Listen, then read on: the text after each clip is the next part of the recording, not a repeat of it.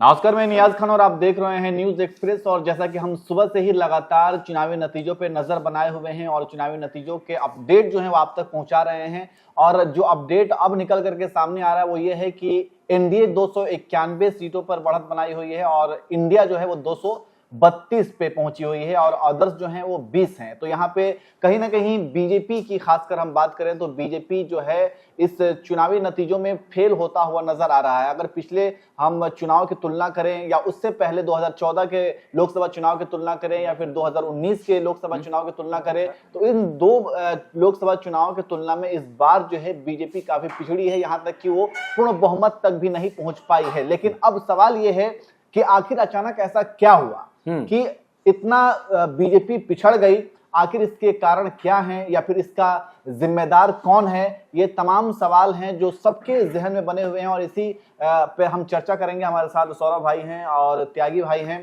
तो सौरभ भाई, क्या लगता है आपको कि बीजेपी जो ऐसे पिछड़ रही है चुनावी नतीजों में, इसके पीछे क्या क्या कारण हो सकता है? देखिए, पहले तो आप चुनावी बोले कि कारण, जब जीत का सेहरा मोदी के सिर बंधता है कि प्रधानमंत्री नरेंद्र मोदी के नाम पे आप देश भर में चुनाव लड़ रहे हैं और जीत का सेहरा जब उनके सिर पे बंधता है तो हार का जिम्मेदार भी मोदी होंगे कहीं ना कहीं। बिल्कुल सही बात है कि नहीं? बिल्कुल मैं एग्री करता हूँ। तो हार के जिम्मेदारी भी हुए और अब उनको ये जिम्मेदारी समझनी होगी कि कहाँ पे गलती हुई है। सबसे बड़ी बात बीजेपी के राष्ट्रीय अध्यक्ष की बात करें, जेपी नड्डा, उनका बयान आया था कि आरएसएस की अब उनको जरूरत नहीं है, उनकी पार्टी आरएसएस से बड़ी हो गई है, रीढ़ की हड्डी है आरएसएस बीजेपी की, आप उसको भूल जाओगे। इतना अति उत्साहित हो गए थे ये लोग, 400 पार 400 पार 400 पार। लेकिन स्थिति ये हो गई कि 300 छूने में तो इनकी हालत खराब हो गई। सहयोगी दल का साथ में रहे तो 300 के आंकड़े के आसपास तो ये नजर भी नहीं आ रहा, 250 से भी कम रहते या फिर अगर नीतीश कुमार या फिर टीडीपी। और देखिए, नीतीश कुमार पलटने में बहुत एक्सपर्ट है। वो मौसम देखते हैं कि इधर से मतलब मान लीजिए कमरे में है ना, कूलर चल रहा है, कूलर के रात को 1 बजे हवा ठंडी हो जाती है, उनको लगता है कि इधर ठंडा हवा चेहरे पे ज्यादा लग रहा है तो वो पीठ दिखा देते। तो नीतीश कुमार पलट करवट लेने में देखिए, मेरे हिसाब से संभावनाओं की रात है ये। हाँ, आज संभावनाओं की रात है, आप समझिए त्यागी जी। नीतीश कुमार का कोई भरोसा नहीं है, बिल्कुल कोई भरोसा नहीं। बिल्कुल सही बात है आपकी, संभावनाओं की रात, और संभावनाओं की रात में कब क्या हो जाए कुछ पता नहीं चलता है। लेकिन मुझे ऐसा लगता है कि जो बीजेपी के विभीषण हैं, जिन दो विभीषणों ने पीछे से बीजेपी को नुकसान पहुंचाने का काम, क्योंकि ये अप्रत्याशित रिजल्ट है, इसकी किसी को उम्मीद नहीं थी। पूरे हिंदुस्तान में किसी को उम्मीद नहीं थी कि ऐसे रिजल्ट आएंगे, खासतौर पर उत्तर प्रदेश में जिस तरीके के रिजल्ट आए हैं। देखिए, सबसे पहले तो जो आपने बताया जेपी नड्डा का बयान, जाहिर तौर पर वो बयान नहीं देना चाहिए था, क्योंकि बीजेपी कभी भी आरएसएस से ऊपर नहीं हो सकती है। आरएसएस जमीनी स्तर पर बीजेपी को मजबूती देता है।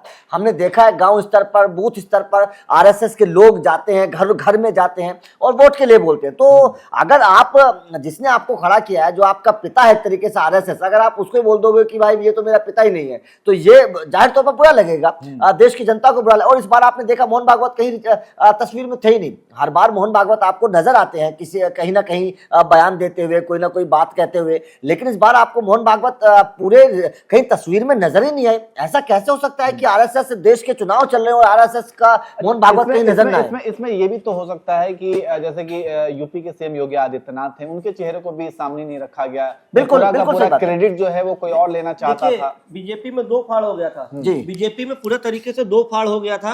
एक गुजरात लॉबी अलग चल रही थी। योगी भाई, आप योगी की डिमांड अगर पूरे देश में बढ़ रही है, अगर योगी की जनसभा कहीं भी, अगर अब ये तो लोकसभा चुनाव था, अगर कहीं देश में अलग अलग राज्यों में जब विधानसभा के चुनाव होते हैं तो भी आप देखते हैं कि योगी की जनसभा कराने की उस जिले के में सबसे ज्यादा मांग होती है कि योगी आदित्यनाथ की यहाँ जनसभा हो, रोड शो हो। लेकिन उसके बावजूद उत्तर प्रदेश में जो नतीजे निकल के आए हैं, आधी से ज्यादा सीटों पे विपक्षी गठबंधन हावी हुआ है, जीत गया है। तो इसका मतलब क्या है? या तो योगी का या तो योगी का डंका कम बज रहा है। नहीं, डंका कम नहीं बजा। ये तस्वीर हमें पहले से पता थी, खबर की योगी ने कुछ 50-55 नाम भेजे थे सेंटर उनके प्रत्याशियों के कि इनको टिकट दिया जाए, इनको दिया जाए, ये नहीं जीत पाएंगे जिनको आप दे रहे हो। लेकिन नहीं मानी गई बात। तो क्या आपको तो इसमें एक चीज और भी तो निकल के आ गई। एक सवाल यहाँ पे भी और एक और सवाल पैदा होता है कि अगर योगी ने कुछ नाम जो है सजेस्ट किए थे और उन नामों पे कोई विचार नहीं किया गया, तो क्या ऐसा है कि योगी जी ने फिर अपने कदमों को पीछे रख लिया?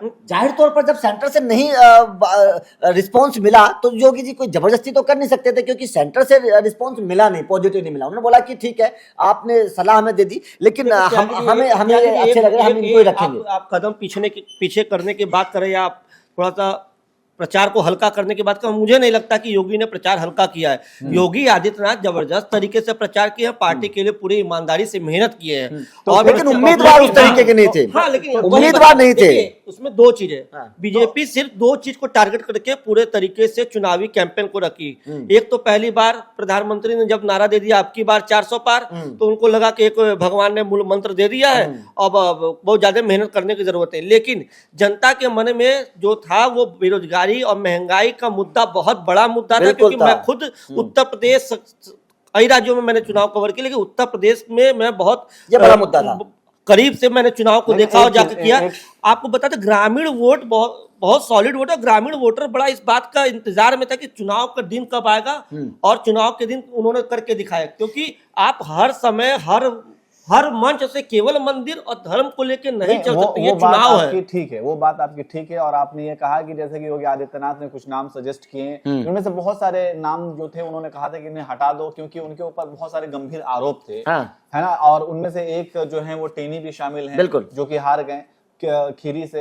तो इसके अलावा अगर मान लीजिए उन्होंने नाम सजेस्ट किया, और आपने जैसा कि कहा सौरभ भाई कि उन्होंने प्रचार भी किया, और बीजेपी के ये फायर ब्रांड नेता माने जाते हैं, ये स्टार प्रचारक माने जाते हैं, ये हिंदुत्व का चेहरा माने जाते हैं, और इनके प्रचार करने के बावजूद अगर यूपी में प्रदर्शन जो है वो बीजेपी का बहुत ही मतलब अफसोसनाक होता है, और मतलब उम्मीदों से परे होता है। इसकी मतलब किसी ने उम्मीद नहीं की थी कि इतना बुरा परिणाम देखने को मिलेगा। इसका मतलब क्या योगी का भी जो एक क्रेज है, योगी की जो एक लोकप्रियता, उसमें भी कमी आ रही है? देखिए, नहीं, योगी की लोकप्रियता में कमी तब मैं मानता जब विधानसभा चुनाव बीजेपी हार जाती है, उनका डंका नहीं बजता। योगी की लोकप्रियता में कमी नहीं।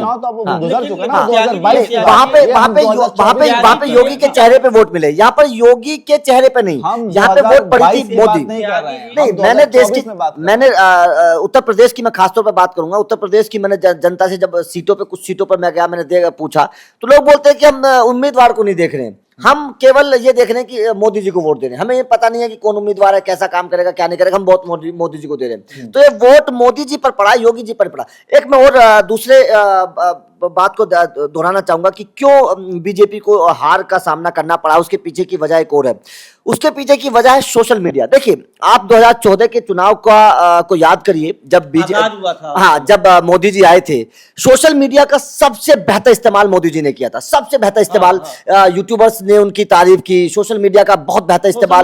तमाम प्लेटफॉर्म पे बीजेपी हावी थी, तमाम प्लेटफॉर्म पे बीजेपी हावी थी। लेकिन साल 2024 का जो चुनाव हुआ है, इस चुनाव में आपने सोशल मीडिया पर उस तरीके से बीजेपी को नहीं देखा होगा, क्योंकि जो बीजेपी के हैं सोशल मीडिया देखते हैं, अमित मालवीय जी, उस तरीके की कई सारे पत्रकारों ने उनके सोशल मीडिया पर ट्वीट किए हैं। अब जब ये चुनाव आ चुका है, नतीजे आ रहे हैं, रुझान आ रहे हैं, कई सारे पत्रकार इस तरह से बात कर रहे हैं कि जो होना चाहिए था, आप इन्फ्लुएंसर्स को बुलाकर उनको सम्मानित कर देंगे, आपने क्रिएटर्स को क्या किया? आपने क्रिएटर्स को जो 10-12 सालों से आपके लिए काम 10-12 सालों से कर रहे हैं, जो आपके लिए खबर लिख रहे हैं, आपके लिए माहौल क्रिएट कर रहे हैं, आपके लिए खबर बनाते हैं, रात दिन मेहनत करते हैं, आपने उनके लिए क्या किया? इन्फ्लुएंसर्स तो आपके लिए काम करते नहीं है, आपके लिए काम करते हैं क्रिएटर्स, उनके लिए आपने क्या किया? हाँ, आपका सवाल ठीक, लेकिन वो उनको क्यों पूछे पता है? उसमें भी पूरा मामला ये था कि देखिए, उनके एक फॉलोअर्स, जैसे कोई फूड ब्लॉगर है, कोई ट्रैवल ब्लॉगर है, कोई फूड पे वीडियो बनाता है, कोई घूमने पे वीडियो बनाता है, सैर सपाटे की वीडियो दिखाता है, तमाम टूरिज्म वाले जगहों पे जाता है। तो अब वो क्या, अगर उनको सम्मानित करेंगे, मोदी जी मंच पे बुलाएंगे, 2 मिनट का भी अगर विजुअल बना तो वो काट के क्लिप अपने तमाम प्लेटफॉर्म पे डालेगा। मोदी जी की ये था कि भाई, वो किशोर मालवीय का ये दिमाग था रूप से कि भाई पैसा खर्च ना करें, बल्कि इस तरीके से आधे घंटे के लिए यही तो बात है कि उल्टा पड़ गया, क्योंकि खाना खिलाने दिखाने वाला या घुमाने वाला आपको राजनीतिक तौर पर कैसे फायदा पहुंचाएगा? सवाल सबसे बड़ा यही है। वो राजनीतिक तौर पर आपको फायदा नहीं पहुंचा, राजनीतिक तौर पर फायदा पहुंचाएंगे क्रिएटर्स, जो यूट्यूबर्स आपके लिए मेहनत करते हैं, आपके लिए खबर लिखते हैं, खबर को बनाते हैं, आपके लिए माहौल तैयार करते हैं जनता के दिल में। तो ऐसे लोगों के लिए इस बार कुछ नहीं किया गया। ठीक है, ये तो आप लोगों की बात रहेगी, लेकिन यहाँ पे एक और चीज को लेकर के बहुत ज्यादा बहस हो रही है, और वो बहस है कि शेयर बाजार को लेकर के, है ना? बिल्कुल जिस सही बात तरीके है। से कहा जा रहा है कि आखिरी चरण के मतदान खत्म होते ही जो एग्जिट पोल आते हैं और एग्जिट पोल में जो नतीजे दिखाए जाते हैं, जो रुझान दिखाए जाते हैं, उसमें जो है वो प्रचंड बहुमत फिर से मिलता हुआ एनडीए को दिखाया जाता है और उसके बाद जो है शेयर बाजार उछाल भी आता है शेयर बाजार में। आसमान को छूती है और फिर बहुत से लोग उसमें इन्वेस्ट करते हैं और फिर जैसे जो फाइनल अभी जो रिजल्ट आ रहे हैं, जो रुझान देखे जा रहे हैं, उसमें बिल्कुल शेयर बाजार के उलट होता हुआ दिख रहा है। तो क्या ये भी अब आरोप ये भी लग रहे हैं कि बहुत सारे लोगों को अपने पैसे निकालने थे या फिर वो लोग जिन्होंने एग्जिट पोल देख करके पैसे इन्वेस्ट किए शेयर बाजार में, उनके तो सबके पैसे डूब गए। बिल्कुल नुकसान बहुत बड़ा है। तो कहीं ना कहीं ये भी एक बिजनेस माइंड सारी चीजें थी, सेटअप किया हुआ था कि कैसे लोगों के पैसे निकालने हैं और मतलब लूटने का एक देखिए सीधे तौर पे जो आरोप लगा नियाज भाई, मैं सीधी तौर पर अगर मैं संक्षेप में बताऊं तो सीधा तौर पर यह है कि इस बार बीजेपी अति आत्मविश्वास में थी। जिस तरीके से चुनाव लड़ा जाता है, जिस तरीके से कैंपेनिंग की जाती है, जिस तरीके से सोशल मीडिया का इस्तेमाल किया जाता है, वो इस बार किया नहीं गया। ऐसा लग रहा था कि जैसे राम मंदिर बना दिया, भगवान राम आएंगे, पृथ्वी पर अवतार लेंगे और आकर कोई छड़ी घुमाएंगे और बीजेपी को जिता देंगे। ये एक अति आत्मविश्वास था बीजेपी को और वही अति आत्मविश्वास ले डूबा है बीजेपी को। बिल्कुल। और उस तरीके का कैंपेनिंग नहीं हुआ। आपने राम मंदिर का जिक्र किया तो अयोध्या जहाँ पे राम मंदिर का निर्माण हुआ, वहां से भी हार गई बीजेपी, प्रतिष्ठा की गई। वहीं से अगर बीजेपी का कैंडिडेट हारता है तो आप समझ सकते हैं कि सवाल बहुत बड़े हैं। आप समझ सकते हैं कि इन सब मुद्दों जनता के लिए इसका मतलब कि मंदिर मुद्दा नहीं नहीं था। था, मंदिर आस्था का मुद्दा नहीं था, बिल्कुल सही बात है। मंदिर कोई भी जाता है, मंदिर मस्जिद या जो धर्म का हो अपने देव स्थान पे जाता है, लेकिन जनता के बीच जो मुद्दा होना चाहिए उस मुद्दे का असर दिखा। यही वजह कि आप अयोध्या में हार गए। इस बार मुझे ऐसा लगता है कि जैसे यूपी की जनता ने मुद्दों पर वोट दिया, हाँ, मुद्दों पे वोट इस बार यूपी की जनता ने राम धर्म जाति के नाम पर वोट नहीं दिया, मुद्दों के नाम पर वोट दिया। जैसा कि ये अभी भी चुनावी नतीजे जो हैं वो फाइनल तो नहीं हुए हैं, अभी भी आने बाकी हैं, फाइनल होने बाकी हैं और जब तक फाइनल हो नहीं जाते हम तब तक आपको अपडेट्स करते रहेंगे। और जैसा कि अभी बताया, हम लोगों ने चर्चा की कि ये बीजेपी की हार के पीछे की वजह क्या हो सकती है और हम लोगों ने कुछ पॉइंट्स पे बात भी किए और इसी तरीके से बात करते रहेंगे। आपको क्या लगता है बीजेपी की हार की सबसे बड़ी वजह आपकी नजर में क्या है? अमित मालवीय की गलत सोशल नेटवर्किंग या फिर नड्डा का वो बयान? कमेंट करके अपनी राय जरूर दीजिएगा। चलिए फिलहाल इतना ही और हमारे साथ लगातार जुड़ा रहिए। नमस्कार।